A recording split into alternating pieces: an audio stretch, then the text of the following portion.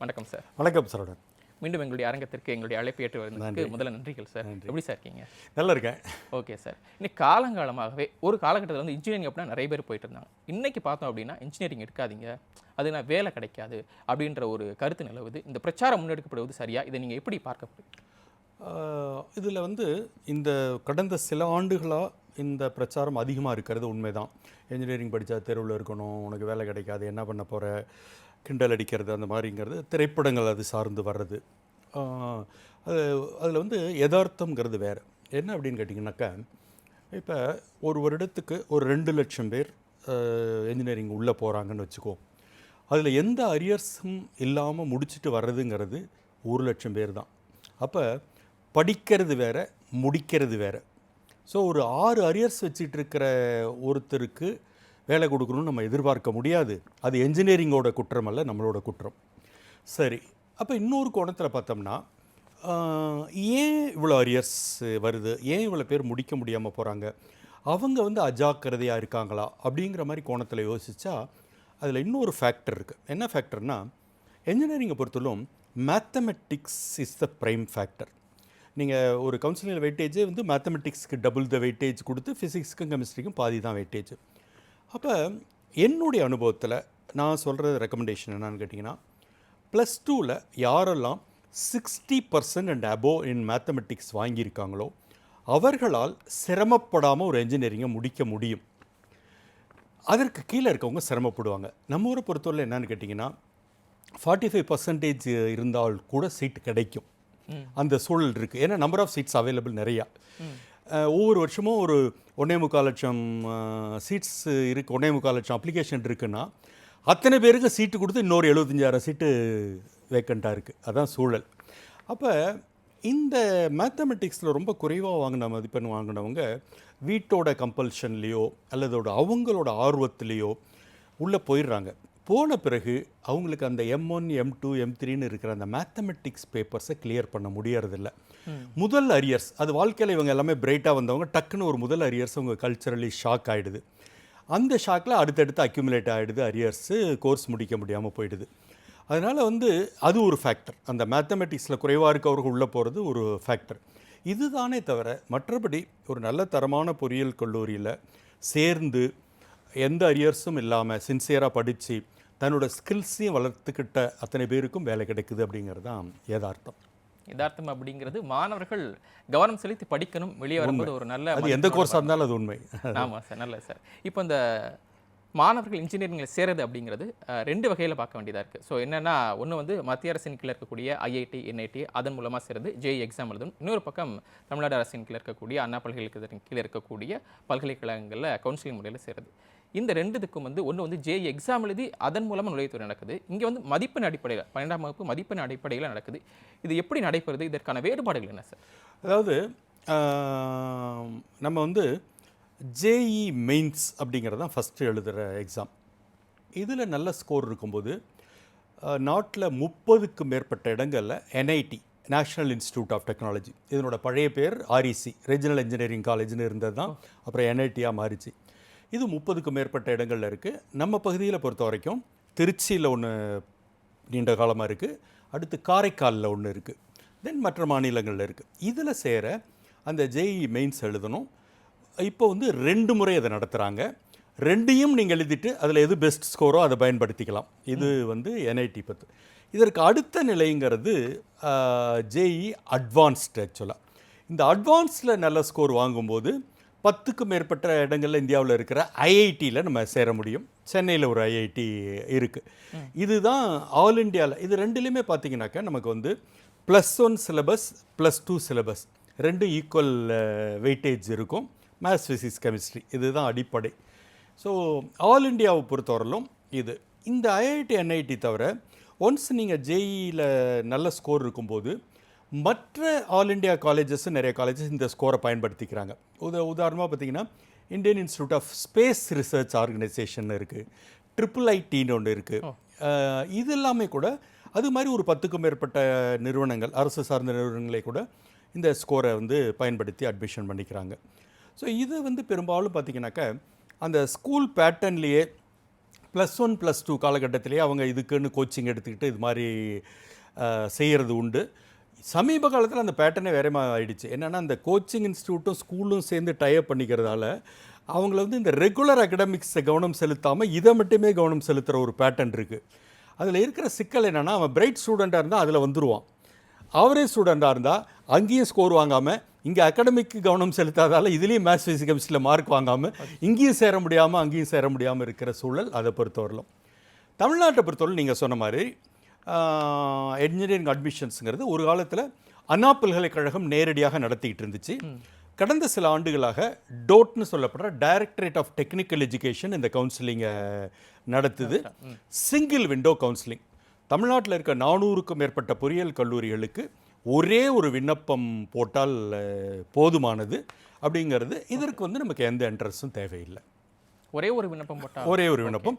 இது முழுக்க முழுக்க மதிப்பெண்கள் அடிப்படையில் நடக்கிறது. நீங்கள் நம்ம கவுன்சிலிங் டைமில் ஒரு டேர்ம் வழக்கமாக யூஸ் பண்ணுவோம். கட் ஆஃப்னு ஒரு டேர்ம் யூஸ் பண்ணுவோம். அது சரியான டேர்ம் இல்லை. ஏன்னா ஒரு காலேஜுக்கு தான் கட் ஆஃப் இருக்க முடியுமே தவிர தனிநபருக்கு கட் ஆஃப் இருக்க முடியாது. பட் நம்ம அதை யூஸ் பண்ணி அக்ரிகேட் அப்படிங்கிறது தான் சரியான வார்த்தை. பட் நம்ம கட் ஆஃப்னு பழகிட்டோம்.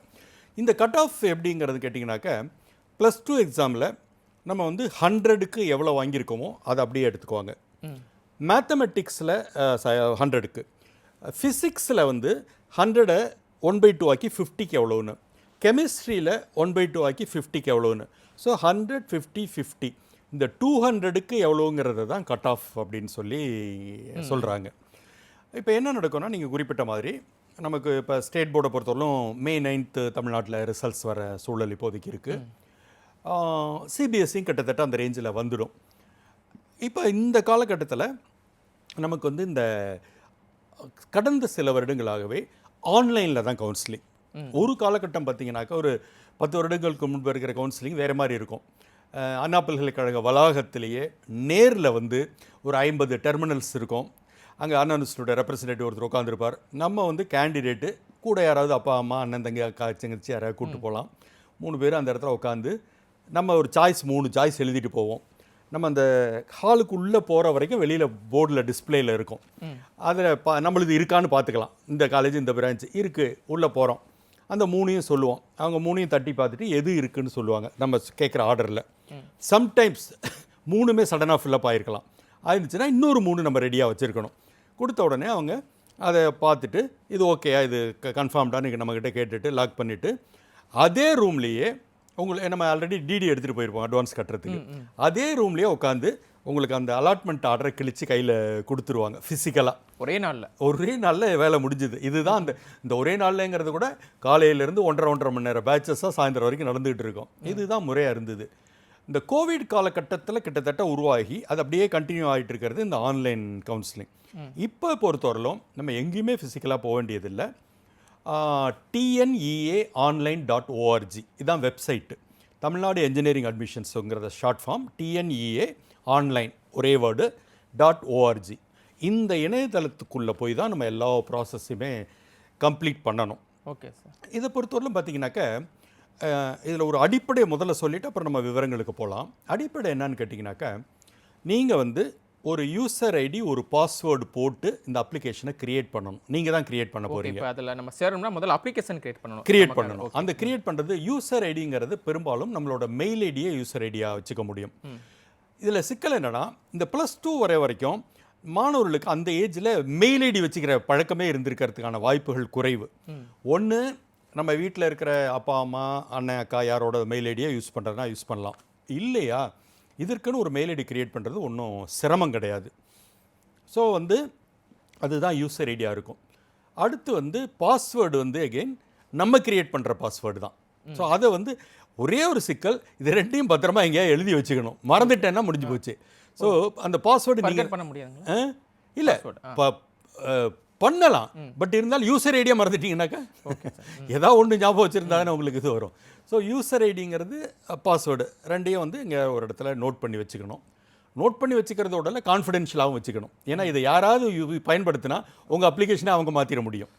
ஸோ அதனால் வந்து யூசர் ஐடி பாஸ்வேர்டு கிரியேட் பண்ண பிறகு ப்ளஸ் அப்ளிகேஷனில் த்ரோட் உங்களோட மெயில் ஐடியும் உங்களோட மொபைல் நம்பரும் தேவைப்படும். ஸோ உங்களோட பர்சனல் மொபைல் நம்பரை கொடுத்துருங்க.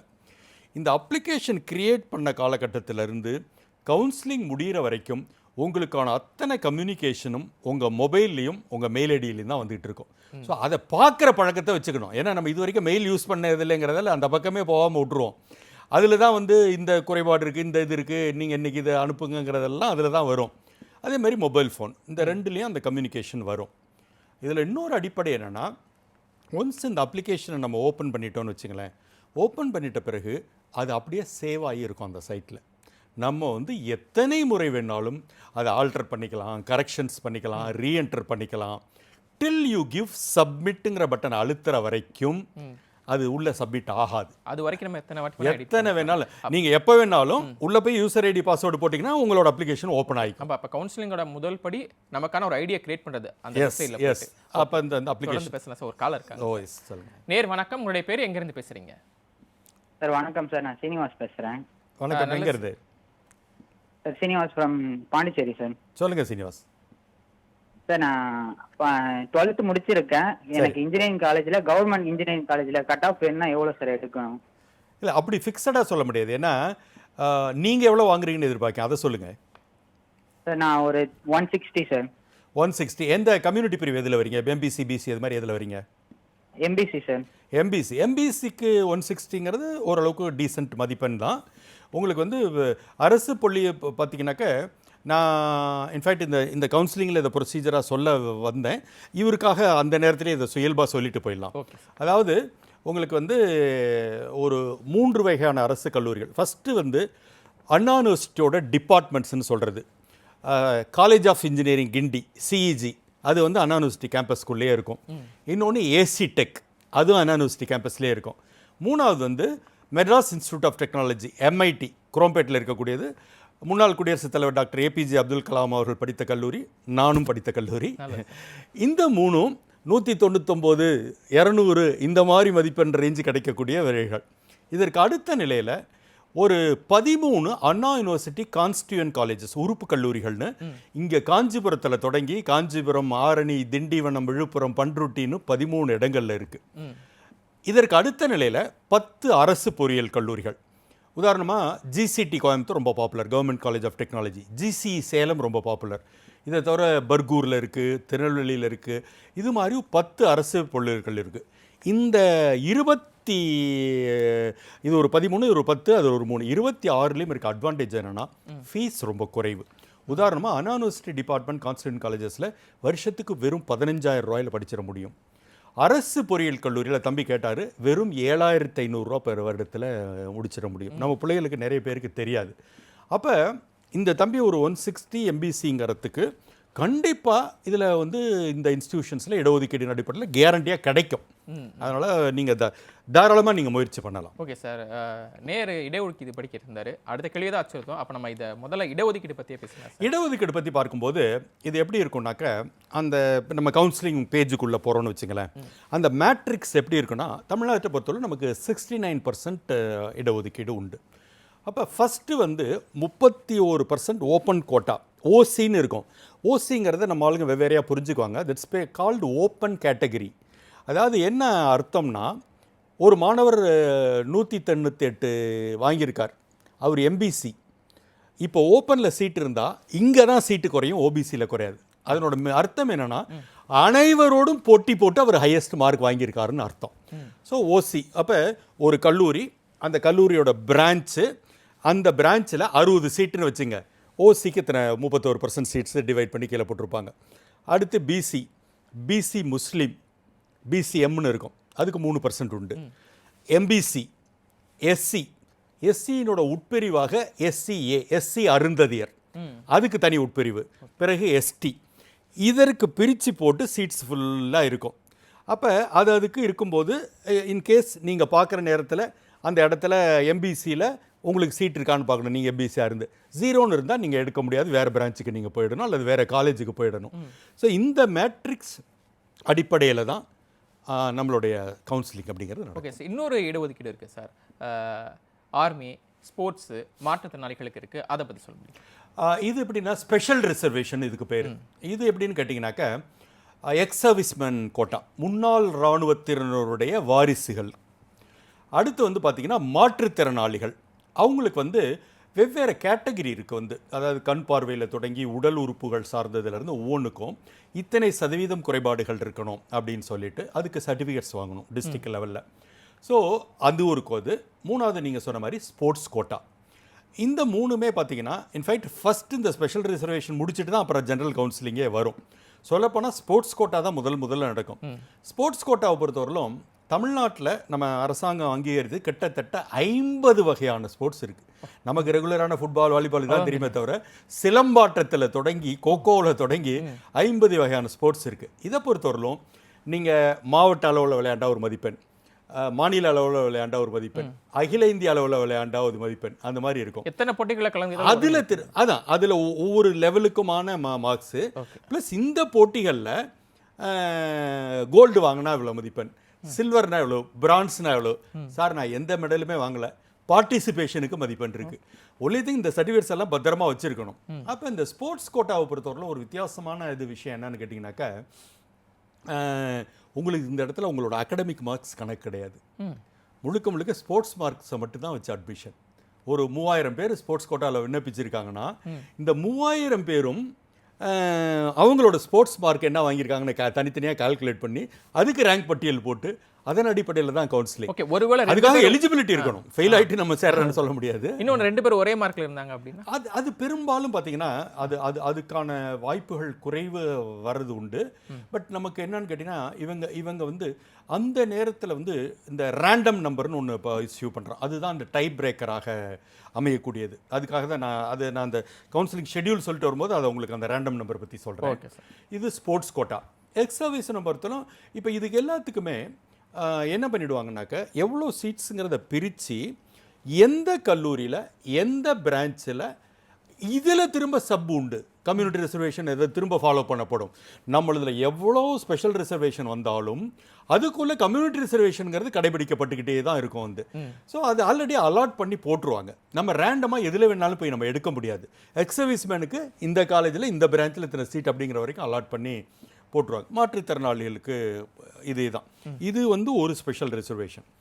சமீபத்தில் இருந்து அறிமுகப்படுத்திட்டு இருக்கிற இன்னொரு ஸ்பெஷல் ரிசர்வேஷனுங்கிறது அரசு பள்ளி மாணவர்களுக்கான 7.5% இடஒதுக்கீடு. இது வந்து பார்த்தீங்கன்னாக்கா நம்ம 6th to 12th கவர்மெண்ட் ஸ்கூலில் படிச்சிருக்கணும். அவர்களுக்கான 7.5% இடஒதுக்கீடு. இதுலேயும் எகெயின் வந்து பார்த்தீங்கன்னாக்கா அந்த கம்யூனிட்டி ரிசர்வேஷன் இடஒதுக்கீடு பின்பற்றப்படும். இதை தவிர இன்னொரு ரிசர்வேஷன் இருக்குது, ஒகேஷ்னல் குரூப். இப்போ நீங்கள் பார்த்தீங்கன்னா +2ல் நிறைய பள்ளிகளில் என்ஜினியரிங் சார்ந்த ஒகேஷ்னல் குரூப்ஸ் இருக்குது. அதை எடுத்தவர்களுக்குன்னு தனி ரிசர்வேஷன் தனியாக இருக்குது. கவுன்சிலிங்கே அவங்களுக்கு தனியாக நடக்கும் வந்து. ஸோ இதில் தான் அடிப்படையில் இருக்கிற ரிசர்வேஷன்ஸ் தான். எக்கச்சக்கமான இடஒதுக்கீடு இதுக்கே தனியாக ஒரு மணி நேரம் வைக்கணும். ஓகே சார், நம்ம இதுக்கு முன்னாடி கவுன்சிலிங்கில் ஃபஸ்ட்டு விண்ணப்பிக்கிறதுக்கு ஐடி கிரியேட் பண்ணணும். அதற்கடுத்து என்ன நடைமுறை? ஓகே, அதற்கு அடுத்ததுன்னு பார்த்தீங்கன்னாக்கா நம்ம அப்ளை பண்ண உடனே பேரலாக நடக்க வேண்டிய சமாச்சாரம் அப்படிங்கிறது சர்டிஃபிகேட்ஸ் அப்லோடிங். அப்போ அப்ளிகேஷனை ஃபில் பண்ணிடுறோம், அதில் கேட்டிருக்க பேசிக் டேட்டாலாம் ஃபில் பண்ணிடுறோம்.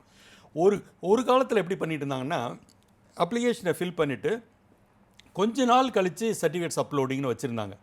இப்போ இவங்க கிட்டத்தட்ட ரிசல்ட் வரும்போது தான் நாங்கள் கால்ஃபர் பண்ணுறதால பேரலாக அதையும் பண்ண சொல்லிடுறாங்க. ஒரு வேலை முடியட்டுமே அப்படின்னு சொல்லி நீங்கள் அப்ளிகேஷன் ஓப்பன் பண்ணுற அன்றைக்கே வந்து சர்டிஃபிகேட்ஸ் அப்லோடிங்கும் பண்ணிடலாம் அப்படின்ட்டு.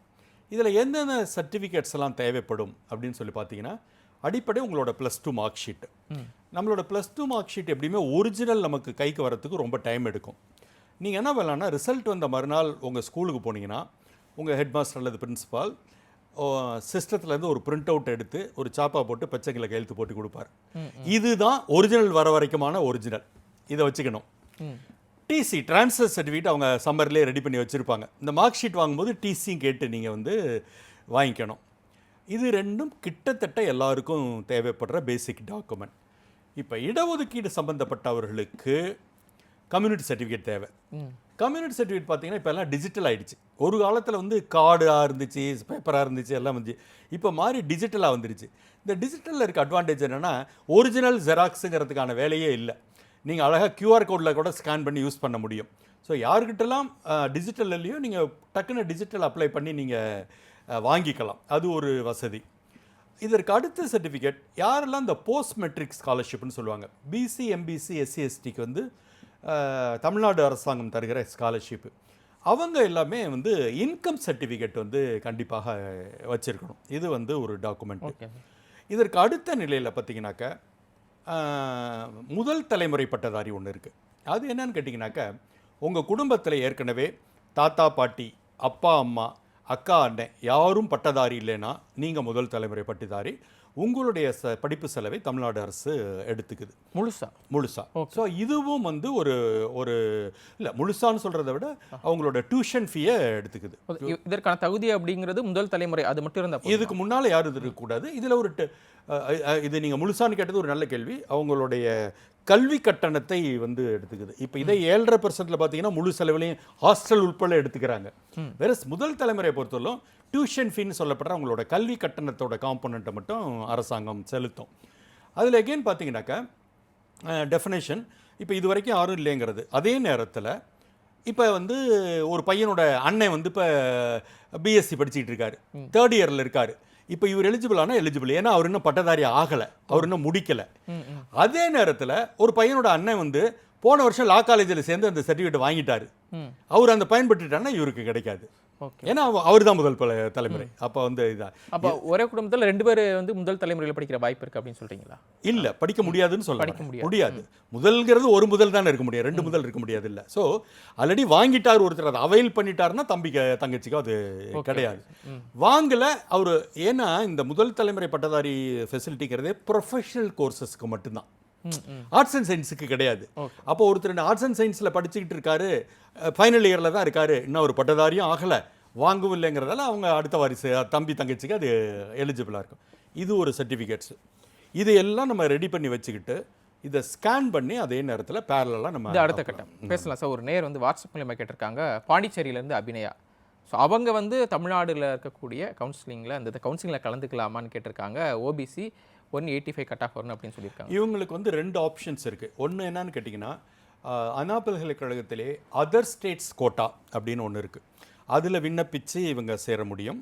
இன்னொன்று தமிழ்நாட்டில் இருக்க சுயநிதி பொறியியல் கல்லூரியில், தனியார் பொறியியல் கல்லூரிகள் இருப்பாங்க, அவங்களோட மேனேஜ்மெண்ட் கோட்டாவில் சேர முடியும். இந்த 2 ஆப்ஷன் தான் இருக்குது. இந்த ரெகுலர் கவுன்சிலிங்கில் அவங்க பார்ட்டிசிபேட் பண்ண முடியாது. ஓகே சார், நம்ம தொடர்ந்து அதற்கான நடைமுறையில் பேரலாம். விண்ணப்பத்தை பதிவேற்ற இந்த சர்டிஃபிகேட்ஸ் அப்லோட் பண்ணுறோம் இல்லையா, அதுக்கு வந்து இப்போவே பேரலாகவே பண்ண சொல்லிட்டாங்க. இன்கேஸ் உங்களுக்கு நீங்கள் வந்து கையில் சில சர்டிஃபிகேட்ஸ் தான் வச்சுருக்கிறீங்க, சில இது ரெடியாக இல்லைன்னாக்கா இருக்கிறத அப்லோட் பண்ணிவிட்டு லாஸ்ட் டேட் முடிகிற வரைக்கும் வெயிட் பண்ணிகிட்டு இருக்கலாம். ஏன்னா எல்லாமே சேவ் ஆகிக்கும். சேவ் ஆகிக்கும். ஒன்று மட்டும் வரல சார், நான் இப்போ தான் அப்ளை பண்ணேன், ஃபஸ்ட் கிராஜுவேட் இப்போ தான் அப்ளை பண்ணேன், என்ன வரல அப்படின்னா we can wait for that. இதை தவிர ஒரு ஃபோட்டோ, நம்மளோட பாஸ்போர்ட் சைஸ் ஃபோட்டோங்கிறது ஒரு காலத்தில் நம்ம ஃபிசிக்கலாக பிரிண்ட் போட்டுக்கிட்டு இருப்போம். இன்றைக்கி ஏற்கனவே இது டிஜிட்டல் அப்லோடிங்கிறதால நம்ம இதையும் சேர்த்து அப்லோட் பண்ணிடலாம். நம்மளோட சிக்னேச்சரை ஒரு வெள்ளை பேப்பரில் போட்டு ஸ்கேன் பண்ணி அதையும் அப்லோட் பண்ணணும். இப்போ இதில் ஒரு டெக்னிக்கல் விஷயம் இருக்குது. என்ன அப்படின்னு கேட்டிங்கன்னா, ஸ்கேனிங். சார் எங்கள் வீட்டில் ஸ்கேனர் வசதி இல்லை, நான் என்ன பண்ணலாம் அப்படின்னு கேட்டிங்கன்னா, இன்றைக்கி இருக்கிற எல்லா ஸ்மார்ட் ஃபோன்லேயும் டாக்குமெண்ட் ஸ்கேனர் இருக்குது. வந்து ஆக்சுவலாக பார்த்தீங்கன்னா அது அழகாக நீங்கள் அப்படி டேபிளில் வச்சு அப்படி பார்த்தீங்கன்னா டக்குன்னு ஸ்கேன் ஆகி ஸ்கொயர் ஷேப்பு வந்து.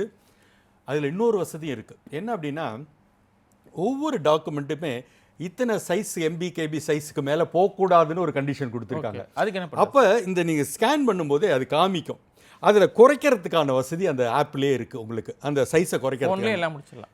முடிச்சுட்டு சேவ் பண்ணிக்கிட்டு ஒவ்வொரு டாக்குமெண்ட்டுக்கும் பேர் கொடுத்துருங்க. ஏன்னா அப்லோட் பண்ணும்போது தெரியும், +2 மார்க் ஷீட், டிசி அப்படின்னு அந்த ஸ்கேன் பண்ணோன்னே பிடிஎஃப்க்கு வந்து ஒரு லேபிளிங் கொடுத்துருங்க. அப்போ தான் நீங்கள் நாளைக்கு அப்லோட் பண்ணும்போது எதை பண்ணுறோன்னு தெரியும். அப்லோட் பண்ண பிறகு திரும்ப அதை டவுன்லோட் பண்ணி நம்ம சரியான டாக்குமெண்ட் தான் பண்ணியிருக்கோமான்னு பார்த்துக்கிற வசதியும் இருக்குது, வந்து பண்ணிக்க முடியும். ஸோ இது வந்து ஒரு ஸ்டேஜ் 1. ஓகே சார், ஸ்டேஜ் 2 போகிறதுக்கு முன்னாடி ஒரு காலர் இருக்காங்க சார். நேர் வணக்கம், உங்களுடைய பேர் எங்கேருந்து பேசுகிறீங்கன்னு தெரிஞ்சுக்கலாமா? சார், தென்காசி மாவட்டம் கடையநல்லூர்லேருந்து பேசுகிறேன். சொல்லுங்கள் சார், உங்கள் பேர் தெரிஞ்சுக்கலாமா? என் பேர் சுடலை சர்வால். சுடலை, சொல்லுங்கள். சர்வால், என் பொண்ணு வந்து 12 முடிச்சிருக்காங்க. சரி. அவங்க வந்து இப்போதான் முதல் பட்டதாரியும் கூட, Tamil medium. Very good very good. Very good படிச்சிருக்காங்க. நான் வந்து ஒரு சாதாரண டிரைவராக தான் இருக்கேன். சரி சரி. என் பொண்ணு வந்து இந்த கவர்மெண்ட் காலேஜை விட எனக்கு பிரைவேட் காலேஜ் எங்கிட்ட சேருங்கப்பான்னு சொல்றாங்க. சரி. எங்க ஏரியா பக்கத்துல இருக்குது நம்ம ராஜாவிலே ராம். இல்லை, இப்போ நான் ஒன்று நம்ம எந்த தனியார் கல்லூரி பேரையும் நம்ம டிஸ்கஸ் பண்ண மாட்டோம். நான் ஆ, ஒரு சரி, சரி, சரி. ஒரு யோசனை சொல்றேன். நீங்க இப்போ முதல் தலைமுறை சொன்னீங்க. அதே மாதிரி ஆமா சார். பாப்பா வந்து அரசு பள்ளியில படிச்சதா, தனியார் பள்ளியில படிச்சதா? நம்ம government girls school, government girls school. Government girls high ஸ்கூல்னாக்க நீங்க தனியார் கல்லூரியில சேர்ந்தாலும் உங்களுடைய செலவுகளை அரசு ஏற்றுக்கொள்ளும். அதனால நீங்க தைரியமா தனியார் கல்லூரியில சேரலாம். சரி, உங்களுக்கு சரி, வந்து முதல் தலைமுறை வசதியும் இருக்கு. அதை தவிர 7.5% ரிசர்வேஷன் அரசு பள்ளி மாணவர்களுக்குன்னு தனியா இருக்கு. அதுக்கான சரி, கவுன்சிலிங் சரி. தொடக்கத்திலே வந்துடும். அது தனியா நடக்குது. ஸோ அதில் சரி. நீங்கள் போகும்போது அவங்களுடைய ஹாஸ்டல் செலவு உள்பட அரசாங்கம், தமிழ்நாடு அரசாங்கம் எடுத்துக்குது. அதனால சரி, நீங்கள் சரி. என்ன மார்க்ஸ் எதிர்பார்க்குறாங்க? நான் அவங்க சொல்லுவது பாத்தீங்கன்னா அந்த மேக்ஸ்ல வந்து ஒரு 70 எடுப்போம்பா, ம் மீதி அந்த கட் ஆஃப் மார்க்ல ரெண்டுலயுமே 70க்குள்ள தான் நல்ல வரும்பாங்கிறாங்க. விஷயம். இல்லை, அது ஒரு நல்ல மதிப்பெண் தான். எந்த இதில் வரீங்க? கம்யூனிட்டி பிரிவு எது, எம்பிசி அது மாதிரி எதில்? நாங்க எம்பிசி 1 இயர்ல வருவோம் சார். எம்பிசி வந்தீங்கன்னா இது நல்ல மதிப்பெண் தான். தைரியமாக நீங்கள் அவங்க விரும்புகிற தனியார் கல்லூரியில் சேர சொல்லுங்கள், தப்பு இல்லை. நாலு போலாம், அது போன அந்த கோட்டை அந்த இதெல்லாம் கிடைக்குமா சார்? அதை கிடைக்கும், கண்டிப்பாக கிடைக்கும். All the best. Thank you. Okay sir, அடுத்து ஒரு நேர் இருக்காங்க, போயிடலாம் சார். அடுத்த நேர் வணக்கம், உங்களுடைய பேர் எங்கேருந்து பேசுறீங்க? யோகேஷ் ஆம்பூர்ல பேசுறேன் சொல்லுங்க சார், உங்க சந்தேகம் என்ன ஸ்டார்ட் கேட்கலாம். சார். நான் வந்து இன்ஜினியர் போல சார், எனக்கு ஏன்னா ரொம்ப தப்பா இருக்கு. நான் பேராமெடிக்கல்ஸ் போகலாம், பிஎஸ்சி நர்சிங் இந்த மாதிரி போகலாம். அது எப்படி சார் கவுன்சிலிங்? என்ன குரூப் எடுத்துறீங்க? பயோமேக்ஸ் எடுத்துருங்க சார். ஓகே. பயாலஜி ஓரளவுக்கு நல்ல மார்க்ஸ் எதிர்பார்க்குறீங்களா? ஆமா சார், எதிர்பார்க்கறேன் சார். பயாலஜி, பிசிக்ஸ், கெமிஸ்ட்ரி சரி. எதிர்பார்க்கறேன். அதாவது பேராமெடிக்கல், அலைட் சயின்சஸ்ங்கிற பார்த்தீங்கன்னாக்கா, அலைடு மெடிக்கல் கோர்சஸில் நிறைய இருக்குது. ஃபார்மசி, நான் சொல்கிறேன், அப்படி கேட்டுங்க. ஃபார்மசி, ஃபிசியோதெரப்பி, ஆப்டோமெட்ரிங்கிற கண் மருத்துவம், நர்சிங், இதை தவிர ஒரு 30 வகையான பிஎஸ்சி படிப்புகள், கார்டியாலஜி, ரேடியாலஜி, லேபரட்டரி டெக்னாலஜி, இதை நம்ம இன்னொரு நாளே விரிவாக பேசியிருக்கோம். இன்றைக்கி நம்ம இன்ஜினியரிங்கை மெயினாக கான்சன்ட்ரேட் பண்ணுறோம். இருந்தாலும் நீங்கள் கேட்டதுக்காக சொல்கிறேன். இது எல்லாமே தமிழ்நாடு எம்ஜிஆர் மெடிக்கல் யூனிவர்சிட்டிக்கில் சிங்கிள் விண்டோ கவுன்சிலிங்கிற ஒரு அப்ளிகேஷன் வரும், விரைவில் வரும். நீங்கள் அப்ளை பண்ணுங்கள். இல்லை சார், நம்ம அடுத்த நேருக்கு போயிடலாம் சார். அடுத்த நேர் வணக்கம், உங்களுடைய பேர் எங்கேருந்து பேசுறீங்க? ஹலோ சொல்லுங்கள் சார், நான் இங்கே ராசிபுரத்துலேருந்து பேசுகிறேங்க சார். உங்கள் பேர்? என் பேர் பெரியசாமிங்க சார். சொல்லுங்கள் பெரியசாமி. சார், இது எலக்ட்ரானிக் இன்ஜினியரிங் ஒரு இது இருக்குல்லங்க சார். ஆமாம், அந்த இதுக்கு ஃபியூச்சர் எப்படி இருக்குங்க சார்? நல்லா இருக்குங்க. ECE, electronics and communication engineering. அதெல்லாம் சார் இப்போ ஒன்று லேட்டஸ்ட்டாக வந்திருக்கேண்ணே. லேட்டஸ்ட்டாக வந்திருக்கிறது ஏஐ பற்றி வந்திருக்கு. AIDS, artificial intelligence. இல்லைங்க சார், எலக்ட்ரானிக் இன்ஜினியரிங் ஒன்று இப்போ வந்திருக்குங்க சார். இல்லைங்க, அதாங்க நம்ம அனானிவர்சிட்டியில் இருக்கிற லேபிளை உங்களுக்கு நான் சொல்லிட்டு வரேன். சரி சார், சரி. இசிஇங்கிறது எலக்ட்ரானிக்ஸ் அண்ட் கம்யூனிகேஷன் இன்ஜினியரிங். அதான் மெக்கட்ரானிக்ஸுங்கிறது தான் புதுசாக வந்திருக்கிறது. மெக்கட்ரானிக்ஸ் வந்து ஸோ இது எல்லாமே நல்ல வாய்ப்புள்ள பிரான்ச்சஸ் தான். நீங்கள் சேரலாம். சரி சரி சார். ஓகே சார், நம்ம தொடர்ந்து கவுன்சிலிங் பற்றி பேசலாம் சார். இப்போ இந்த அப்லோடிங் முடிச்சிட்ட பிறகு நம்ம வந்து ஒரு சின்ன ஃபீ பே பண்ண வேண்டியிருக்கும். அதை பண்ணிட்டோம்னா அப்ளிகேஷன் ப்ராசஸ் ஓவர் ஆகிடும். அந்த அப்ளிகேஷன் ஃபீங்கிறது இது முடித்த பிறகு ஓரளவுக்கு நம்மளோட வேலைகள் முடிஞ்சுது. இதற்கு அடுத்த ஸ்டேஜ் அப்படின்னு சொல்லி கேட்டிங்கனாக்கா, நீங்கள் அந்த முதல்ல கேட்டது தான். ஃபஸ்ட்டு வந்து எல்லா அப்ளிகேஷன்ஸும் போன உடனே எடுத்தோடனே அவங்க கொடுக்கறது வந்து ரேண்டம் நம்பர் அப்படின்னு ஒன்று அலாட் பண்ணுவாங்க. நம்ம ஆளுங்க பயப்படுவாங்க. அதை வச்சுக்கிட்டு பயப்பட வேண்டியதில்லை. அது வந்து ரொம்ப ரேராக பயன்படுத்தக்கூடியது. என்ன அப்படின்னு கேட்டிங்கன்னா, நீங்கள் கேட்டிங்க பாருங்கள், அதாவது ஒரே மதிப்பெண் 180.5. இதில் வந்து 2 கேண்டிடேட் இருக்காங்க. ஒரு குறிப்பிட்ட காலேஜில், ஒரு குறிப்பிட்ட பிரான்ச்சில் ஒரு சீட்டு தான் இருக்குது. 2 பேரும் அந்த சீட்டுக்கு ட்ரை பண்ணுறாங்க. அப்படிங்கும்போது இந்த டை பிரேக்கர் அப்படின்னு கேட்டிங்கன்னா, ஃபஸ்ட்டு மேத்தமெட்டிக்ஸில் யார் ஹையர் பார்ப்பாங்க. ஃபர்ஸ்ட் மேத்தமெட்டிக்ஸ் தான் பார்ப்பாங்க. 2 பேரும் அதுலேயும் ஈக்குவல்னு வச்சுங்க. அடுத்து ஃபிசிக்ஸ் பார்ப்பாங்க. அதுலேயும் 2 பேர் ஈக்குவல் வச்சுங்க. ஆட்டோமேட்டிக்காக கெமிஸ்ட்ரி ஈக்குவலாக தான் இருக்கும். இப்போ என்ன பண்ணுவாங்க, 4th சப்ஜெக்ட், அது பயாலஜியாக இருக்கலாம், கம்ப்யூட்டர் சயின்ஸாக இருக்கலாம், அதில் யார் ஹையர்னு பார்ப்பாங்க. அதுவும் ஈக்குவலாக இருக்குன்னு வச்சுங்க. அதுக்கு பிறகு உங்களோட டேட் ஆஃப் பர்த்தை பார்ப்பாங்க. இது யார் சீனியர்னு பார்ப்பாங்க. அதுவும் ஈக்குவலாக இருக்குன்னு வச்சுங்க. இப்போ தான் இந்த ரேண்டம் நம்பரை பயன்படுத்துவாங்க. இது யார் ஹையரோ அந்த நம்பருக்கு சீட்டு கிடைக்கும். இதுதான் ரேண்டம் நம்பருங்கிற கான்செப்ட். ஸோ இதை எல்லாருக்குமே கொடுத்துருவாங்க. அப்ளிகேஷன் எலிஜிபிள் இல்லையோ, நீங்கள் வந்து அப்ளை பண்ண மறுநாள் எல்லாருக்கும் ஒரு ரேண்டம் நம்பரை அலாட் பண்ணிவிடுவாங்க. இந்த தொடர்ந்து பேசலாம், ஒரு கால் பேசலாம் ப்ளீஸ். அடுத்த நேர் வணக்கம், உங்களுடைய பேர் எங்கேருந்து பேசுகிறீங்க? சொல்லுங்கம்மா, இணைப்பில் தான் இருக்கீங்க, டிவி பார்க்காம பேச முடியுமா? இல்லை பார்க்கல சார். நான் தான் இப்போ பேசுங்க சார், அண்ணாதுரை சார், திருவாரூர்லேருந்து பேசுகிறேன் சார். சொல்லுங்கள். அதான் சார், இப்போ பாப்பா 2வது வருஷம் பிஎஸ்சி டிஎஸ் இன்ஜினியரிங் படிக்கிறாங்க. எந்த வருஷம்? 2வது வருஷம். ஆமாம் சார். சரி. அது நம்ம ப்ரைவேட் ஸ்கூலில் 10th வரைக்கும் ப்ரைவேட் ஸ்கூல் படித்தாங்க. +1 +2 வந்து கவர்மெண்ட் ஸ்கூலில் படித்தாங்க. சரி. இல்லை நீ 2 விஷயம். ஒன்று, நீங்கள் ஏற்கனவே அங்கே அட்மிஷன் ஆகி படிச்சுக்கிட்டு இருக்காங்க, அதனால் புதுசாக இப்போ எதுவும் பண்ண முடியாது. ஒன்று. 2வது வந்து இந்த அரசு பள்ளி இதை பொறுத்தவரையிலும் 6ஆம் வகுப்புலேருந்து 12ஆம் வகுப்பு வரைக்கும் அங்கே அரசு பள்ளியில் படிச்சிருக்கணும். +1 +2 மட்டும் அரசு பள்ளியில் படிக்கும்போது இந்த ஸ்கீம் அதில் எலிஜிபிலிட்டி வராது. அதான் அதனோட அடிப்படை. சரியா? நன்றி. ஓகே சார், அடுத்த நேருக்கு போயிடலாம் சார். அடுத்த நேர் வணக்கம், உங்களுடைய பேர் எங்கேருந்து பேசுகிறீங்க? நான் கடலூர்லேருந்து தியாகராஜன் பேசுகிறேன் சார். சொல்லுங்கள் மிஸ்டர் தியாகராஜன். சார் இப்போ +2 எழுதிருக்காங்களே தம்பி, பையன் எழுதிருக்காப்புல. சரி. இப்போ நம்ம அண்ணா யூனிவர்சிட்டி அது போல் காலேஜெலாம் படிக்கணும்னா என்ன கட் ஆஃப் சார் நமக்கு தேவைப்படும்? அப்படிலாம் ஒன்று குறிப்பிட்ட கட் ஆஃப்லாம் இல்லை. நமக்கு வந்து நல்ல மதிப்பெண் இருக்கும்போது நம்ம கேட்குற ஓரளவுக்கு காலேஜஸ் கிடைக்கும். குறைய கீழே வந்துட்டு இருக்கோம், அவ்வளோதானே தவிர இந்த மதிப்பெண் இருந்தால் தான் கிடைக்கும்ங்கிறதுக்கு இல்லை. நான் தான் சொன்னேன், கிட்டத்தட்ட அப்ளை பண்ணுற எல்லாருக்கும் சீட்ஸ் இருக்க அளவுக்கு தான் இருக்குது. நல்ல கல்லூரி வேணுங்கும்போது கொஞ்சம் ஹையர் வேணும். இவங்க என்ன எதிர்பார்க்குறாரு மார்க்ஸு? அவங்க 165 எதிர்பார்க்குறாரு. என்ன கேட்டகரியில் வரீங்க நீங்கள்? எம்பிசி வராங்க. எம்பிசி 165 நல்ல கேட்டகரி தான், ஓரளவுக்கு நல்ல காலேஜே கிடைக்கும். சரிங்களா? All the best. Okay sir, அடுத்த ஒரு நேருக்கு போகிறதுக்கு முன்னாடி வாட்ஸ்அப்லேயும் 2-3 பேர் வந்திருக்காங்க, அதை மொத்தமாக பார்த்துட்டு அடுத்த நேர் போயிடலாம் சார். ஸோ என்னென்னா, அவருடைய பையனுக்காக கேட்டிருக்காரு. இப்போ வந்து ஹைதராபாத்தில் இருக்காராம், தமிழ்நாடை சேர்ந்தவர் தான். 10th வந்து இங்கே படிச்சிருக்காரு. இப்போ 12th வந்து ஹைதராபாத்தில் படிச்சுட்டு தமிழ்நாடு இன்ஜினியரிங் கவுன்சிலிங் மூலம் தாராளமாக அப்ளை பண்ணலாம். இது என்னன்னு கேட்டிங்கன்னா, நான் இந்த சர்டிஃபிகேட்ஸ் லிஸ்ட்டு எல்லாம் நிறையா சொல்லிட்டு இருந்தோம் பாருங்கள் அப்லோடிங்க்கு. அதில் நேட்டிவிட்டி சர்டிஃபிகேட்னு ஒன்று கேட்பாங்க. இது எல்லாரும் டென்ஷன் ஆகி பயப்படுவாங்க, ஐயோ நேட்டிவிட்டி சர்டிஃபிகேட் என்கிட்ட இல்லையான்னு. நேட்டிவிட்டி சர்டிஃபிகேட்டுங்கிறது எல்லாருக்கும் ரெலவெண்ட் கிடையாது. அது சார்ந்தவர்களுக்கு மட்டும்தான் அது. யாருக்கு ரெலவெண்ட் அப்படின்னு கேட்டிங்கன்னா, ஒரு மாணவர் அவங்க பேரண்ட்ஸ் வந்து தமிழ்நாட்டு சேர்ந்தவர்களாக இருந்து 8th 9th 10th +1 +2 இந்த 5 வகுப்புகளில் ஏதாவது ஒரு கிளாஸோ ஒன்றுக்கும் மேற்பட்ட கிளாஸோ தமிழ்நாடை தாண்டி வேற எங்கேயாவது படிச்சிருந்தால் அவங்க மட்டும் நேட்டிவிட்டி சர்டிஃபிகேட் வாங்கணும். மற்ற யாருக்கும் நேட்டிவிட்டி சர்டிஃபிகேட் சம்மந்தம் இல்லை. ஸோ இப்போ இந்த குறிப்பிட்ட மாணவர் ஹைதராபாத் மாணவரை பொறுத்தவரையிலும் அவர் ஒரு நேட்டிவிட்டி சர்டிஃபிகேட் வாங்கிட்டாருன்னா தாராளமாக நம்ம தமிழ்நாடு இன்ஜினியரிங் கவுன்சிலிங்கில் அவர் அப்ளை பண்ண முடியும். ஓகே சார், தொலைபேசி வகையில் ஒரு நேர் இருக்காங்க, அவங்கள்ட்ட போயிடலாம். நேர் வணக்கம், உங்களுடைய பேர் எங்கேருந்து பேசுகிறீங்க? ஹலோ சொல்லுங்கள் சார். வணக்கம் சார், நான் ராணிப்பேட்டை மாவட்டம் ஷோலிங்கர் வந்து பேசுகிறேங்க. உங்கள் பேர்? கோபிநாத் சார். சொல்லுங்கள் மிஸ்டர் கோபிநாத். சார், என்னோட பையன் இப்போ 12th எக்ஸாம் எழுதியிருக்காங்க. சரி. கட் ஆஃப் பார்த்தோம்னா above 175 வரும்னு சொல்கிறாருங்க. சரி. எனக்கு வந்து கவர்மெண்ட் காலேஜில் சிஎஸ்சி கிடைக்குமா சார்? இல்லைனா எந்த கம்யூனிட்டி பிரிவில் வரீங்க? MBC sir. எம்பிசி கிடைக்கும், கண்டிப்பாக கிடைக்கும். அதாவது நான் தான் சொன்ன மாதிரி ஒரு 23 சாய்ஸ் இருக்கும்போது டெஃபினட்டாக நம்ம வந்து ஓரளவுக்கு எனக்கு பக்கத்திலே வேணும்னு இல்லாமல் நான் மற்ற இடத்துக்கும் போக தயாராக இருக்கேன்னு சொல்லும்போது கண்டிப்பாக கிடைக்கும். சரியா? All the best. Okay sir, அடுத்து ஒரு நேர் வாட்ஸ்அப்பில் இருக்காங்க. Sir, according to your view BTech bioinformatic அது பெஸ்ட்டா, இல்லைனா பிடெக் பயோ டெக்னாலஜி பெஸ்ட்டா அப்படின்னு கேட்டிருக்காங்க சார். ரெண்டுக்கும் பெரிய கம்பேரிசன் வந்து ரெண்டும் வெவ்வேறு கோர்ஸ். பயோ டெக்னாலஜி வேறு, பயோ இன்ஃபர்மேட்டிக்ஸ் வேறு. பயோ இன்ஃபர்மேட்டிக்ஸ்ங்கிறது லிமிட்டட் லைக் சிஜி அது மாதிரி இடங்களில் தான் இருக்குது. பயோ இன்ஃபர்மேட்டிக்ஸை பொறுத்தவரை என்னென்னா கொஞ்சம் வந்து குவான்டிடேட்டிவ், அதாவது மேத்தமெட்டிக்ஸ் ஓரியன்டேஷன் சற்று அதிகமாக இருக்கும். ஸோ உங்களுக்கு அந்த ஈடுபாடு, அந்த எனக்கு மேத்ஸ் நல்லா வரும், எனக்கு மேத்தமெட்டிக்ஸ் குவான்டிடேட்டிவில் ஆர்வமாக இருப்பேன் அப்படின்னா தாராளமாக நீங்கள் பயோ இன்ஃபர்மேட்டிக்ஸ் எடுக்கலாம். ஓகே சார், அடுத்த நேருக்கு போயிடலாம் சார். அடுத்த நேர் வணக்கம், உங்களுடைய பேர் எங்கேருந்து பேசுகிறீங்க?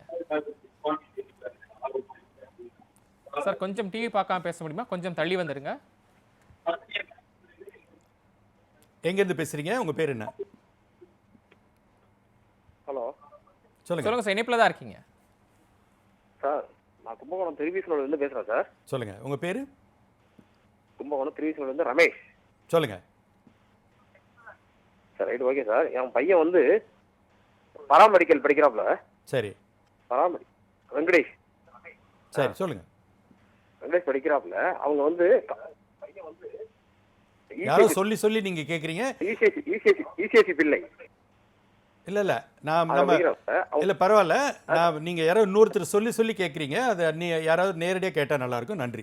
ஓகே, அடுத்த நேருக்கு போகிறதுக்கு முன்னாடி நம்ம அந்த கவுன்சிலிங் நடைமுறை பற்றி முடிச்சிடலாம். எப்படின்னு கேட்டிங்கன்னா, இப்போ வந்து அந்த சர்டிஃபிகேட்ஸ் அப்லோடிங் ஸ்டேஜ், அடுத்து ரேண்டம் நம்பர் ஸ்டேஜ். இதற்கு அடுத்த ஸ்டேஜ் அப்படிங்கிறது என்னன்னு கேட்டிங்கன்னா வெரிஃபிகேஷன் ஆஃப் சர்டிஃபிகேட்ஸ். இதுவும் ஒரு காலத்தில் பார்த்தீங்கன்னா ஃபிசிக்கலாக நடந்துகிட்டு இருந்துச்சு. இன்றைக்கி இதுவும் ஆன்லைன் தான். ஸோ நீங்கள் அப்ளை பண்ண எல்லா சர்டிஃபிகேட்ஸையும் டிஎஃப்சின்னு சொல்லுவாங்க, ஃபெசிலிட்டேஷன் சென்டர். இது வந்து ஒரு 50க்கு மேற்பட்ட இடத்துல அரசாங்கமே ஏற்படுத்தியிருக்கு. இது பெரும்பாலும் ஒரு அரசு பொறியியல் கல்லூரியிலையோ அல்லது அரசு பாலிடெக்னிக்லேயோ அது அமைஞ்சிருக்கும். இதனோட நோக்கம் என்னென்னா, இன்றைக்கி நம்ம ஆன்லைன் கவுன்சிலிங்கில் எல்லாத்தையும் ஆன்லைனில் அப்ளை பண்ண சொல்லும்போது எல்லார்ட்டையுமே, அதுவும் கிராமப்புறங்களில் சிஸ்டம் வசதி இருக்கிறதுக்கு, நெட்டு வசதி இருக்கிறதுக்கு வாய்ப்புகள் குறைவு.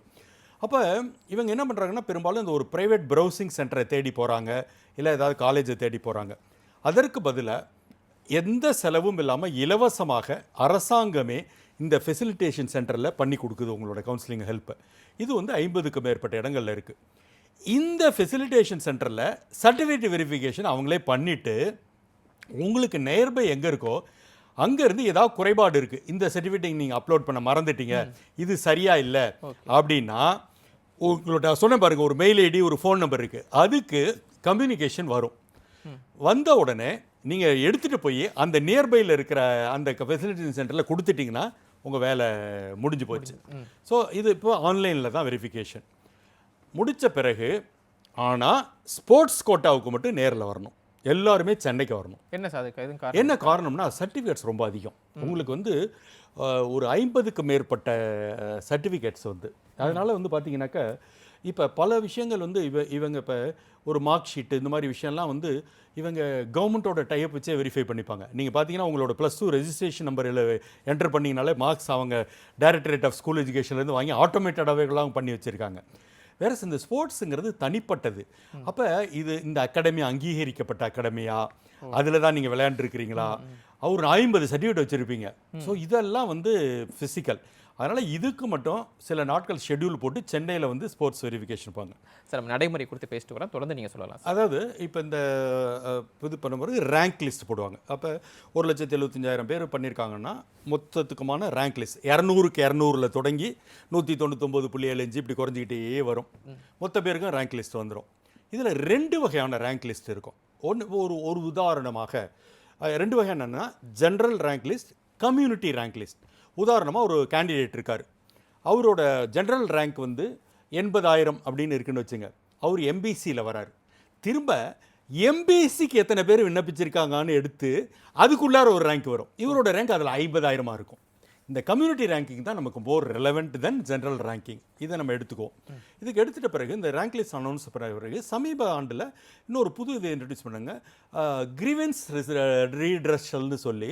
இந்த ரேங்க்கில் இல்லை நான் டிஸ்பியூட் பண்ணுறேன், இதில் எனக்கு இப்படி வந்திருக்கணும் அப்படி வந்திருக்கணும்னா ஒரு 4 நாள் டைம் தராங்க, நீங்கள் அதை குறிப்பிட்டு சொல்லி பண்ணிக்கலாம் வந்து. ஓகே சார், பேசலாம். ஒரு காலர் ஓ எஸ்.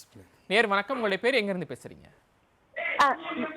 வணக்கம் சார், நான் புன்னமல்லிருந்து பேசுகிறேன். சொல்லுங்க. ஹலோ, சொல்லுங்க, உங்க பேர் சொல்லுங்க, கேள்வி சொல்லுங்க. சார் நான் புன்னமல்லியிலிருந்து சுமத்தின்னு பேசுறேன். என் டாட்டர் +2 முடிச்சிருக்காங்க. சரி. சரிங்க சார், அவ பிடெக்ல கம்ப்யூட்டர் சயின்ஸ் அந்த அடிஷனலா வருதுங்களா, ஏடி டிஎஸ், அதுல எது எடுக்கலாம், எது பெஸ்டா இருக்கும்னு கேட்கலான்னு பண்ணேன். கம்ப்யூட்டர் சயின்ஸை பொறுத்தவரையிலும் எது எடுத்தாலுமே பெரிய வித்தியாசம் ஒன்றும் கிடையாது. கம்ப்யூட்டர் சயின்ஸ் இன்ஜினியரிங்கிறது சிஎஸ்சின்னு சொல்லுவோம். அதற்கு பிறகு ஒரு 6 வகையான புது பிரான்ச்சஸ் வந்திருக்கு. AIDS, artificial intelligence and data science, AI and ML, artificial intelligence and machine learning, CSBS, computer science and business system, cyber security, IoT, internet of things. இதெல்லாம் வந்து சமீப காலகட்டத்தில் வந்த புது புது பிரான்ச்சஸ். ஒரு சின்ன சின்ன வேரியேஷனை தாண்டி பெருசாக எதுவும் வேறுபாடு கிடையாது. தாராளமாக எதை வேணாலும் எடுக்கலாம். நல்ல சார், அடுத்த நேருக்கு போயிடலாம் சார். அடுத்த நேர் வணக்கம், உங்களுடைய பேர் எங்கேருந்து பேசுகிறீங்க? சொல்லுங்க சார், நல்லா இருக்கீங்க, பேசலாம். ஹலோ, சொல்லுங்கம்மா. என்னோட பேர் புவனேஸ்வரி சார், சாயபுரத்துல இருந்து பேசுறேன் சார். சொல்லுங்க. என்னோட பையன் வந்து சேலம் இன்ஜினியரிங் காலேஜ்ல படிக்கிறான் சார். படிச்சிட்டு இருக்கான். ஆமா, தேர்ட் இயர் பண்ணிட்டு இருக்கான். ஆன்லைன்ல VLSI பண்ணிட்டு இருக்கான். சரி. இப்போ வந்து நெக்ஸ்ட் அவன் வந்து முடிச்சுட்டு ஜாப் ஏதாச்சும் ட்ரை பண்ணலாமா, அல்லது ME MBA அந்த மாதிரி ஹையர் எஜுகேஷன் ட்ரை பண்ணலாமா? இப்போதைக்கு எம்இங்கிறது ஒரு டீச்சிங் அந்த மாதிரி இன்ட்ரெஸ்ட் இருந்தால் எம்இ போகணும். மற்றபடி ட்ரிபிள்இக்கு இன்றைக்கி நிறைய வேலைகள் இருக்குது. உதாரணமாக எனர்ஜி செக்டார், இன்றைக்கி வந்து எனர்ஜி செக்டார் ரொம்ப பூமிங் செக்டார். அதே மாதிரி வெஹிக்கிள்ஸ், எலக்ட்ரிக்கல் வெஹிக்கிள்ஸ் இன்றைக்கி பூமிங் செக்டார். இது ரெண்டுலேயுமே அவருக்கு வேலை கிடைக்கும். இது முடித்தோடனே அவர் ட்ரை பண்ணலாம். நல்ல சார், அடுத்த நேருக்கு போயிடலாம். அடுத்த நேர் வணக்கம், உங்களுடைய பேர் எங்கேருந்து பேசுகிறீங்க? சார் என்னோட பேர் முருகேசன் சார், நாமக்கல்லேருந்து பேசுகிறேங்க. நல்ல சார், உங்களுடைய சந்தேகம் என்ன சார்ட்ட கேட்கலாம். சார் எங்கள் பொண்ணு வந்து 12வது முடிச்சிட்டாங்க சார். சொல்லுங்க. இப்ப ஜேஇ எழுதுனாங்க சார், 41% வந்ததுங்க. வேற அந்த ஜோசால பதிவு பண்ணா ஏதாவது வாய்ப்பு கிடைக்குங்களா எப்படின்னு? என்ன கம்யூனிட்டி பிரிவில் வரீங்க? OBC sir. இல்லை, இது 45ங்கிறது ரொம்ப ரொம்ப குறைவான ஒரு இதுக்கான வாய்ப்புகள் வந்து ரொம்ப குறைவு ஆக்சுவலாக. மற்றது நம்ம தமிழ்நாடு இன்ஜினியரிங் கவுன்சிலிங் முயற்சி பண்ண சொல்லுங்கள். ஓகே சார், அடுத்த நேருக்கு போயிடலாம் சார். அடுத்த நேர் வணக்கம், உங்களுடைய பேர் எங்கேருந்து பேசுகிறீங்க? ஹலோ, சொல்லுங்க சார், இணைப்பில் தான் இருக்கீங்க, பேசலாம். உங்கள் பேர் எங்கேருந்து பேசுகிறீங்க சொல்லிட்டு உங்களுடைய கேள்வியை சாட்டு கேட்கலாம். ஹலோ. சொல்லுங்க சார். சார், இது நான் தாம்பரத்துலேருந்து பேசுகிறேன். ஓகே, உங்கள் பேர் சார்? என் பேர் திருமலை செல்வன். எங்கள் பாப்பா வந்து +2 எழுதியிருக்காப்புல. சரி. பயோடெக்னாலஜி படிக்கலான் இருக்காங்க. அதுக்கு ஃபியூச்சரில் எப்படி வாய்ப்புகள் இருக்கு? நல்லா இருக்குங்க, பிரமாதமாக இருக்குது. அதாவது உலகெங்கிலும் பார்த்தீங்கன்னாக்க கோவிடுக்கு வந்து வேக்சினேஷனை எல்லாரும் இம்போர்ட் பண்ணிட்டு இருந்தாங்க. நம்ம ஒரு ஆள் தான் நம்ம நாட்டிலேயே தயாரித்தோம். ஸோ அதனால் வந்து ஒரு சிறப்பான எதிர்காலம் உள்ள பிரான்ச்சு தாராளமாக எடுக்கலாம். ஓகே சார், நம்ம நடைமுறையை கம்ப்ளீட் பண்ணிடலாம். இப்போ இந்த கவுன்சிலிங்கை பொறுத்தவரை இந்த ரேங்க் லிஸ்டெல்லாம் முடித்த பிறகு அடுத்து கவுன்சிலிங் தான். இந்த கவுன்சிலிங் எல்லாமே ஆன்லைனில் மட்டும்தான். அது எந்தெந்த ஸ்டேஜஸில் நடக்கும்னா, ஃபஸ்ட்டு நான் ஏற்கனவே சொன்ன மாதிரி 7.5% அந்த கவர்மெண்ட் இதுக்கு வந்து ஃபஸ்ட்டு நடந்துடும். அதுக்கு பிறகு இப்போ அதில் differently abled, X servicemen, sports அதுவும் பிரிவு உண்டு. அதற்கு பிறகு ஜென்ரல் ரிசர்வேஷன் கேட்டகரியில் அந்த டிஃப்ரெண்ட்லி ஏபிள்டு இதெல்லாம் நடக்கும். அதுக்கு பிறகு ஜென்ரல் கவுன்சிலிங்கை பொறுத்தவரை 3ஆக பிரியும். ஒன்று அகாடமிக் கவுன்சிலிங்கிறது, நான் சொன்ன அகாடமிக்னா என்ன மீனிங்னா அந்த ஒகேஷனல் இல்லாத மற்ற பிரிவுகளுக்கு. அப்புறம் கவர்மெண்ட் ஸ்கூல் 7.5, அப்புறம் ஒகேஷனல் குரூப். இந்த 3க்கும் தனித்தனியாக நடக்கும். இது எல்லாம் நம்ம இந்த கவுன்சிலிங் முடித்த பிறகு பார்த்தீங்கன்னாக்கா இன்னும் சீட்ஸ் ஒரு 50,000 இருக்குன்னு வச்சுங்களேன். சப்ளிமெண்ட்ரி கவுன்சிலிங்னு திரும்ப ஒன்றுக்கு பண்ணுவாங்க. இந்த சப்ளிமெண்ட்ரி கவுன்சிலிங் நேரத்தில் திரும்ப அப்ளிகேஷன் கால்ஃபர் பண்ணுவாங்க. அந்த நேரத்தில் திரும்ப விண்ணப்பிக்கலாம். பேலன்ஸ் இருக்கிற சீட்ஸுக்கு மட்டும் நடக்கிறது இது. எத்தனை மாதிரி சார்? ஒரு முறை தான், ஒரு முறை நடக்கும். அதற்கு பிறகு இன்னொரு சப்ளிமெண்ட்ரி நடக்கும். அது என்னன்னா SCA to SC. அதாவது இப்போ SCAங்கிறது SCயோட உட்பிரிவு. SCAல வந்து நிறைய சீட்ஸ் வேக்கண்ட்டாக இருந்துச்சுன்னா அதை SCக்கு அலாட் பண்ணிடுவாங்க. அதுக்கு ஒரு தனி சப்ளிமெண்ட்ரி கவுன்சிலிங். ஸோ கிட்டத்தட்ட போன வருஷத்தோட ஷெட்யூல் படி பார்த்தீங்கன்னா, போன வருஷம் மே 6ஆம் தேதி தொடங்கின இது செப்டம்பர் 11 வரைக்கும் போயிருக்கு. கிட்டத்தட்ட 3 மாதம் நடந்திருக்குது. அது காரணம் என்னன்னு கேட்டிங்கன்னா, ஒரு ரவுண்டு முடிஞ்சோடனே அவங்க பணம் கட்டுறாங்களாங்கிறத உறுதிப்படுத்திக்கிட்டு அடுத்த ரவுண்டு போகிறாங்க. ஸோ தட் சீட்ஸ் வேஸ்ட் ஆகக்கூடாது அப்படிங்கிற நோக்கத்தில் பண்ணுறாங்க. இதில் வழக்கமாக பார்த்தீங்கன்னா 3 to 4 ரவுண்ட்ஸ். ஃபஸ்ட் ரவுண்டை பொறுத்தவரையிலும் 200 அவுட் ஆஃப் 200ல் தொடங்கி ஒரு 185 வரைக்கும் கட் ஆஃப் இருக்கவங்க ஒரு 20,000 பேர் அதில் போவாங்க. அடுத்து வந்து 185லேருந்து ஒரு 160, 170 வரைக்கும் இன்னொரு 20,000 பேர் அதில் போவாங்க. 3ஆவது ரவுண்டில் 50,000 பேர் போவாங்க. 4ஆவது ரவுண்டில் கிட்டத்தட்ட பேலன்ஸ் இருக்க எல்லாருமே வந்துடுவாங்க. ஸோ அந்த நேரத்தில் உங்கள் ரவுண்டு வரும்போது முதல்லவே போட்டுருவாங்க இந்த கட் ஆஃபுக்கு இந்த ரவுண்டு. அப்போ உங்களுக்கு தெரிஞ்சிடும். அந்த டைமில் வந்து நீங்கள் வந்து ஆன்லைனில் சாய்ஸ் ஃபில்லிங்கிற ஒரு விஷயத்தை அப்போ தான் நீங்கள் பண்ண தொடங்குவீங்க. அதுக்கு ஒரு 2 நாள் டைம் கொடுக்கப்படும் உங்களோட சாய்ஸ் ஃபில்லிங்கை பண்ணுறதுக்கு. ஓகே சார், இதான் இப்போ இன்ஜினியரிங் கவுன்சிலிங் நடக்கக்கூடிய அந்த நடைமுறை முழுமையாக இப்படி தான் நடக்கும் அப்படின்னு சொல்லியிருக்கீங்க. இன்னும் சில கேள்விகள் இருக்குது இன்ஜினியரிங் கவுன்சிலிங் நடைமுறை தொடர்பாக பேசணும். அதுக்கு முன்னாடி ஒரு நேயர் இருக்காங்க சார், பேசுவோம். நேயர் வணக்கம், உங்களுடைய பேர் எங்கேருந்து பேசுகிறீங்க? வணக்கம் சார். அப்பா ஹலோ, சொல்லுங்கள் சார். சார் வணக்கம் சார், பாண்டிச்சேரியிலேருந்து குமரன் சார். சொல்லுங்கள் மிஸ்டர் குமரன். சார் இப்போ நாங்கள் வந்து ஓசி கேட்டகரியில் வரோம் சார். சரி. கட் ஆஃப் மார்க் என்ன இருந்தால் நல்ல டாப் 10 காலேஜில் கிடைக்கும் சார்? இல்லை, அந்த மாதிரி ஃபிக்ஸட் ஃபார்முலான்னு ஒன்றும் கிடையாது. ஏன்னா இதை பொறுத்தவரையில் வந்து முதல்ல டாப் 10 எது அப்படிங்கிறது ஒரு மிகப்பெரிய கேள்வி. அதற்கு அடுத்த நிலையில் பார்த்தீங்கன்னாக்க ஒவ்வொரு வருடமும் மாறுபடும். அது மாதிரி ஸ்டாண்டர்டாக இந்த மார்க் இருந்தால் இந்த கேட்டகரிக்கு சீட் கிடைக்கும்னு அப்சல்யூட்டாக சொல்ல முடியாது. எப்போ சொல்ல முடியும்னா ரேங்க் லிஸ்ட் வந்த பிறகு. ஏன்னா இந்த வருட ட்ரெண்ட் இப்படி இருக்குது, சிபிஎஸ்சியில் இப்படி வாங்கியிருக்காங்க, ஸ்டேட் போர்டில் இப்படி வாங்கியிருக்காங்க, மேத்ஸில் இப்படி வாங்கியிருக்காங்க அப்படின்னு இந்த வருஷம் ட்ரெண்டு தெரிஞ்ச பிறகு சொல்ல முடியுமே தவிர இப்போ பிளாங்கெட்டாக அந்த மாதிரி சொல்ல முடியாது. ஓகே சார், அடுத்த நேருக்கு போயிடலாம் சார். அடுத்த நேர் வணக்கம், உங்களுடைய பேர் எங்கேருந்து பேசுகிறீங்க? வணக்கம் சார், நான் ராஜேஸ்வரி கடலூர்ல இருந்து பேசுறேன் சார். சொல்லுங்கம்மா. என் பையன் வந்து இப்ப +2 படிச்சு எழுதிருக்கான் சார். ஜேஇ மெயின்ஸ் எழுதிருக்கான். அவன் வந்து 97.483% வாங்கியிருக்கான். அவனுக்கு NIT பட் IIITல சீட் எதுவும் CSEல எதுவும் கிடைக்குங்களா? தாராளமா கிடைக்கும். பட் என்னோட ரெக்கமெண்டேஷன் என்னன்னா, அவர் இவ்வளவு ஹை வாங்கியிருக்காருல்ல, தயவு செய்து அவர் அட்வான்ஸ்ல எழுத சொல்லுங்க. சோ தட் அட்வான்ஸ் போட்டுருக்கோம் சார். எழுத சொல்லுங்க. இல்லை என்ஐடி முயற்சி பண்ணுங்கள், உங்களுக்கு என்ஐடி போகிற போக்கில் கிடைக்கும். பட் அட்வான்ஸ் ட்ரை பண்ணி ஐஐடி ட்ரை பண்ண சொல்லுங்கள். அதுதான் என்னுடைய விருப்பம். All the best. நல்லா சார், அடுத்த நேருக்கு போயிடலாம் சார். அடுத்த நேர் வணக்கம், உங்களுடைய பேர் எங்கேருந்து பேசுகிறீங்க? நாங்க ஆம்பூர்ல இருந்து பேசுறோம் சார். யோகினி பேசுறேன். சொல்லுங்கம்மா. எங்க பேத்தி வந்து 1ஆவதுல இருந்து +2 வரைக்கும் கர்நாடகால தான் படிச்சா சார். சரி. ஆனா அவங்க அம்மா அப்பா வந்து தமிழ்நாட்டை சேர்ந்தவங்க. சரி சரி. அவங்களுக்கு வந்து சீட் இங்க வாரிக்கலாம், எடுக்கலாமா? இங்க வாங்க முடியுமா? தாராளமாக எடுக்கலாம். எங்களுக்கு என்ன ஒரு சந்தோஷம்னா, நிகழ்ச்சியில் 3வது தலைமுறையும் பாட்டியிலிருந்து வரீங்கிறது ரொம்ப சந்தோஷம். அதாவது தமிழ்நாட்டில் வந்த படத்துக்கு அந்த நேட்டிவிட்டி சர்டிஃபிகேட் தமிழ்நாட்டிலேருந்து வாங்கணும். உங்களோட பூர்வீகம் எந்த ஊரோ அந்த ஊரில் இருக்கிற தாசில்தார்கிட்ட நேட்டிவிட்டி சர்டிஃபிகேட் வாங்கிட்டீங்கன்னா தாராளமாக நீங்கள் இங்கே விண்ணப்பிக்கலாம். நல்லா சார், அடுத்த நேருக்கு போயிடலாம் சார். அடுத்த நேர் வணக்கம், உங்களுடைய பேர் எங்கேருந்து பேசுகிறீங்க? வணக்கம் சார், நான் சுந்தர் பேசுறேன் சார், திருகாடுலேருந்து. சொல்லுங்கள் சார் வணக்கம், சுந்தர் பேசுறேன் சார், திருகாடுலேருந்து. சொல்லுங்கள் சார் சுந்தர். எங்க பாப்பா பிஎஸ்சி ரேடியாலஜி படிக்கிறாங்க சார், தேர்ட் இயர். சரி. அது எதிர்காலம் எப்படி இருக்கு சார்? ஏதாவது முதல் பட்டதாரி தான் அவங்க, விண்ணப்பிக்க முடியுமா? இல்லை, ஏற்கனவே சேர்ந்துட்டாங்கன்னா புதுசாக இப்போ விண்ணப்பிக்க முடியாது. ஏற்கனவே நீங்கள் இது அட்மிஷன் டைமில் மட்டும்தான் இது செய்ய முடியும். ரெண்டாவது வந்து இது ஒரு நல்ல கோர்ஸு, எதிர்காலம் இருக்கிற கோர்ஸு. அவங்க முடித்தோடனே ஒரு கார்ப்பரேட் ஹாஸ்பிட்டல்லையோ ஒரு லேபரேட்டரிலையோ அவங்களுக்கு தாராளமாக வேலை கிடைக்கும். நல்ல கோர்ஸ் இது. நல்லா சார், அடுத்த நேருக்கு போயிடலாம் சார். அடுத்த நேர் வணக்கம், உங்களுடைய பேர் எங்கேருந்து பேசுகிறீங்க? நேர் எங்கே தான் இருக்கீங்க, பேசலாம். சொல்லுங்க சார், உங்க பேர் எங்க இருந்து பேசுறீங்க? தொடர்ந்து உங்களுடைய சந்தேகங்களை சார்ட்ட கேட்டலாம். அம்மாபேட்டையில இருந்து பேசுறோம். சொல்லுங்க. அம்மாபேட்டையில இருந்து பேசுறோம். உங்க பேர் சொல்லிட்டு என்ன கேள்வின்னு சொல்லுங்க. என் பேர் வந்து பாலகுமார். சொல்லுங்க. நான் வந்து இப்போ வந்து 10th ஸ்டாண்டர்ட் முடிச்சிருக்கேன். சரி. இப்போ நான் வந்து சிவில் இன்ஜினியர் ஆகணும்னு நினைக்கிறேன். சரி. நான் இப்போ வந்து சிவில் இன்ஜினியர் ஆகணும்னு நினைக்கிறேன். அதாவது நீங்க வந்து +1ல மேத்ஸ், பிசிக்ஸ், கெமிஸ்ட்ரி இருக்கிற குரூப் எடுத்துட்டீங்கன்னா போதுமானது. அதற்கு பிறகு நீங்கள் +2ல நல்ல மார்க்ஸ் வாங்கினீங்கன்னா போதுமானது. இப்போதைக்கு மேத்ஸ், பிசிக்ஸ், கெமிஸ்ட்ரி இருக்கிற குரூப்பை +1ல தேர்ந்தெடுத்துருங்க.